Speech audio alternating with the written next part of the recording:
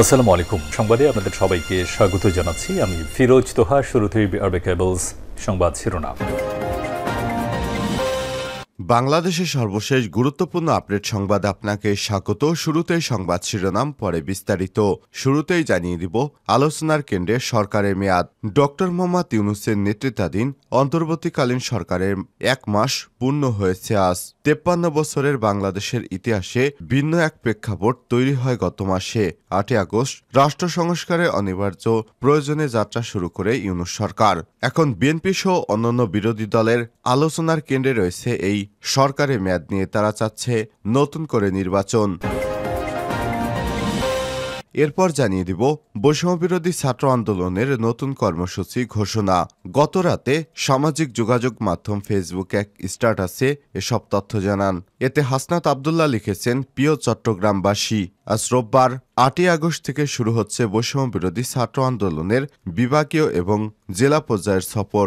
এই সফরের অংশ হিসেবে আমাদের একটি সমন্বয় টিম প্রত্যেকটি জেলার অভ্যুত্থান ঘটানো ছাত্র জনতার সঙ্গে মতবিনিময় সভায় অংশগ্রহণ করবেন। এবারে জানাবো, সবাইকে এক হয়ে কাজ করলেই বিপ্লবের লক্ষ্যকে ধরে রাখতে পারব বললেন বিএনপির মহাসচিব মির্জা ফখরুল ইসলাম আলমগীর। এবারে জানাবো, ইসলামী ব্যাংকের সাবেক দখলদারদের অস্থিরতা সৃষ্টির পায়তারা, নিরীহ কর্মকর্তাদের নামে মামলা। স্বৈরাচার শেখ হাসিনার অন্যতম দোসর এবং ব্যাংক লুটের মাধ্যমে অর্থের যোগানদাতা সাইফুল আলম মাসুদ ওরফে এস আলমের বিরুদ্ধে ইসলামী ব্যাংকের অভ্যন্তরে নানা উপায়ে অস্থিরতা সৃষ্টির পায়তারার অভিযোগ উঠেছে। এস আলম গত 7 বছরে শুধু 1 লক্ষ কোটি টাকা হাতেই নেয়নি, ইসলামী ব্যাংক যেন সামনে এগোতে না পারে সেজন্য নানা চক্রান্ত এবং ষড়যন্ত্র অব্যাহত রেখেছে। এবারে জানাবো, নগদ টাকা উত্তোলনের সীমা তুলে দিল বাংলাদেশ ব্যাংক। নগদ টাকা উত্তোলনের সীমা তুলে দিয়েছে বাংলাদেশ ব্যাংক। অর্থ পাচার রোধসহ নানা রকম অনিয়ম মোকাবেলার জন্য কেন্দ্রীয় ব্যাংক থেকে নির্দেশনা দেওয়া হয়েছিল 5 লক্ষ টাকার উপরে ব্যাংক থেকে তোলা যাবে না, কিন্তু এখন সেটির সময়সীমা তুলে দিয়েছে। এখন যে কোনো অঙ্কের টাকা চাইলেই তোলা যাবে। এবং সর্বশেষ জানিয়ে দিব, ডক্টর মোহাম্মদ ইউনূসের সাক্ষাৎকার ভালোভাবে নেয়নি নয়াদিল্লি। অন্তর্বর্তীকালীন সরকারের প্রধান ডক্টর মোহাম্মদ ইউনূস ভারতীয় বার্তা সংস্থা প্রেস স্টার্ট অব ইন্ডিয়া পিটিআইকে একটি দীর্ঘ সাক্ষাৎকার দিয়েছেন। তার সাক্ষাৎকারের কারণে জাতিসংঘের অধিবেশনের মধ্যে ভারতের প্রধানমন্ত্রী নরেন্দ্র মোদীর সঙ্গে ডক্টর ইউনূসের বৈঠক হওয়া নিয়ে আশঙ্কা দেখা দিয়েছে। গতকাল ভারতীয় সংবাদ মাধ্যম হিন্দুস্তান টাইমসের এক প্রতিবেদনে সব তথ্য জানানো হয়েছে।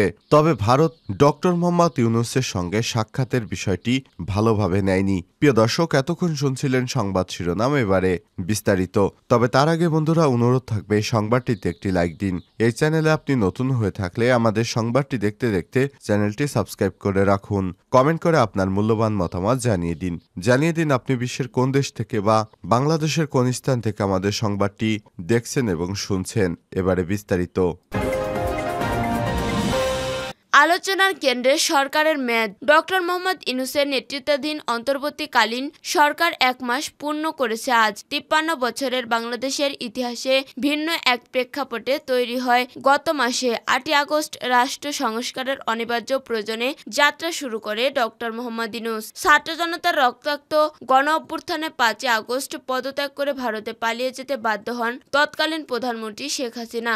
সঙ্গে সঙ্গে আত্মগোপনে চলে যান আওয়ামী লীগ সরকারের মন্ত্রী এমপিরা, এমনকি দলীয় নেতৃবৃন্দ ও সরকার ঘনিষ্ঠ উচ্চ পর্যায়ের আমলারাও গা ঢাকা দেন। গণভবন, সংসদ ভবন, প্রধানমন্ত্রীর কার্যালয় সহ দেশের বিভিন্ন গুরুত্বপূর্ণ স্থাপনায় হামলা চালায় বিক্ষুব্ধ জনতা।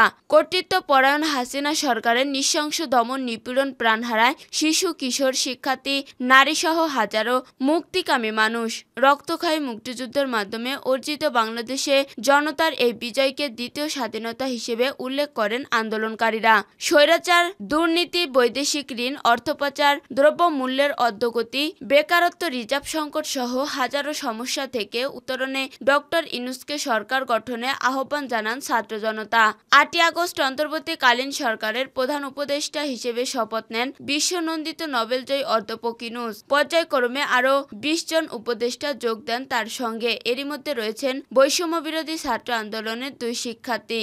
এরই মধ্যে ভেঙে পড়া আইন শৃঙ্খলা পরিস্থিতি, সংখ্যালঘু নির্যাতন, স্থানীয় সরকারকে পলাতক জনপ্রতিনিধি, বিচার বিভাগ সহ নানা প্রতিষ্ঠানে গণপদত্যাগ, বিভিন্ন বঞ্চিত পেশাজীবীদের বিক্ষোভ, রাজনৈতিক দলগুলোর যৌক্তিক সময়ে নির্বাচনের দাবি ও আংশিক বন্যার মতো বিভিন্ন চ্যালেঞ্জের মুখোমুখি হতে হয়েছে বর্তমান সরকারকে। পুলিশের সাবেক মহাপরিদর্শক আইজিপি নুরুল হুদা কালবেলাকে বলেন, এত বড় ঘটনার পর বড় ধরনের বিশৃঙ্খলা হতে দেখা দেয়নি। এতে বলা যায় আইন শৃঙ্খলা পরিস্থিতি উন্নত হয়েছে। পুলিশ বাহিনী সম্পূর্ণভাবে এখনো মাঠে নামতে পারেনি, আরও কিছুটা সময় লাগবে।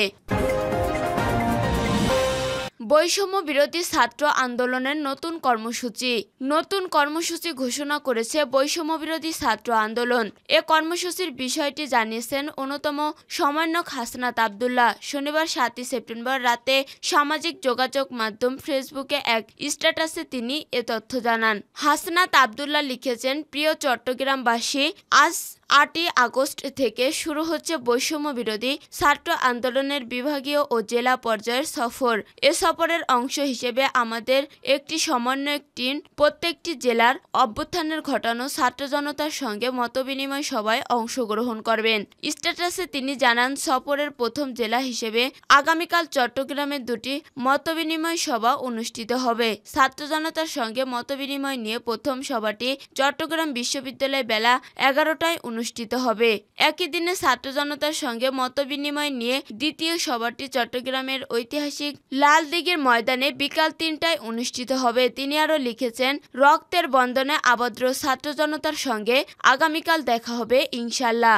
এদিকে দেখা হচ্ছে মুন্সিগঞ্জের শিরোনাম আরেকটি স্ট্যাটাস দিয়েছে বৈষম্য বিরোধী ছাত্র আন্দোলনের অন্যতম সমন্বয়ক সার্জিস আলম। তিনি ফেসবুকে লিখেছেন, আজ সোমবার 8 আগস্ট থেকে শুরু হচ্ছে বৈষম্য বিরোধী ছাত্র আন্দোলনের বিভাগীয় ও জেলা পর্যায়ের সফর, যেখানে আমাদের একটি সমন্বয়ক টিম প্রত্যেকটি জেলার অভ্যুত্থানের ঘটানো ছাত্র জনতার সাথে মতবিনিময় সভায় অংশগ্রহণ করবে। ঢাকা বিভাগীয় সফরের প্রথম জেলা হিসেবে আগামীকাল মুন্সিগঞ্জে এই মতবিনিময় সভা অনুষ্ঠিত হবে উল্লেখ করে তিনি লিখেন, ছাত্র জনতার সাথে মতবিনিময় সভা হবে মুন্সিগঞ্জের সরকারি হরগঙ্গা কলেজের মাঠ প্রাঙ্গণে দুপুর 3টায়। সবাই এক হয়ে কাজ করলেই বিপ্লবের লক্ষ্যকে ধরে রাখতে পারবো, বলেন মির্জা ফখরুল। বিপ্লব পরবর্তী সময় দেশে একটা ক্লান্তি কাল যাচ্ছে মন্তব্য করে বিএনপির মহাসচিব মির্জা ফখরুল ইসলাম আলমগীর বলেছেন, আমরা সবাই যদি এক হয়ে কাজ করতে পারি তাহলে বিপ্লবের যে লক্ষ্য সেটিকে আমরা ধরে রাখতে পারবো। শনিবার রাতে সিঙ্গাপুর থেকে চিকিৎসা শেষে দেশে ফিরে শাহজালাল বিমানবন্দরে সাংবাদিকদের প্রশ্নের জবাবে এসব কথা বলেন মহাসচিব। বিএনপি নেতাদের বিরুদ্ধে চাঁদাবাজির অভিযোগের বিষয়ে ফখরুল বলেন, ঘটনার চেয়ে অপপ্রচার বেশি হচ্ছে। মির্জা ফখরুল বলেন, চিকিৎসা নিতে আমি সহ আমার সহধর্মিণী গিয়েছিলাম সিঙ্গাপুরে। ছাত্র জনতার বিপ্লবের পরে অন্তর্বর্তীকালীন সরকার দেখিয়েছে অল্প সময়ে ভালোই করেছে, সমস্যাগুলো সমাধানের চেষ্টা করছেন অনেকে।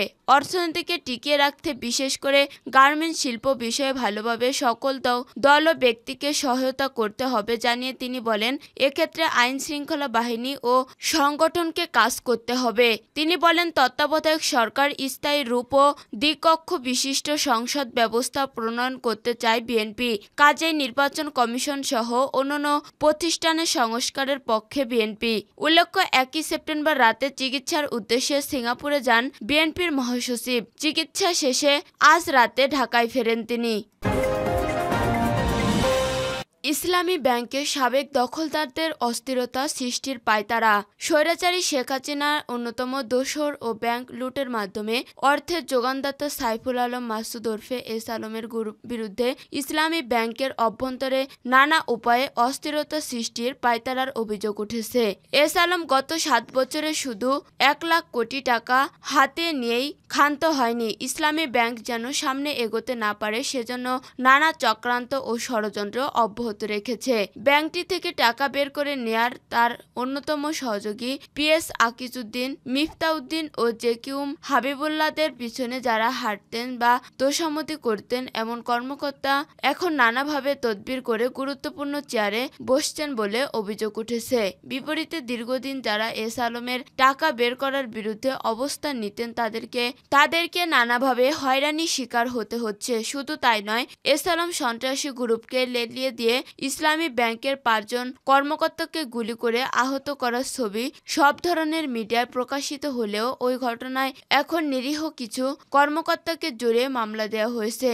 অজ্ঞাত আসামি করা হয়েছে 1000 কর্মকর্তাকে। বিশ্লেষকদের মতে চক্রান্তকারীদের ষড়যন্ত্র থেকে সাবধানতা অবলম্বন করে কিভাবে ব্যাংককে সামনের দিকে এগিয়ে নিয়ে যায় সে বিষয়ে কার্যকর পদক্ষেপ নিতে হবে।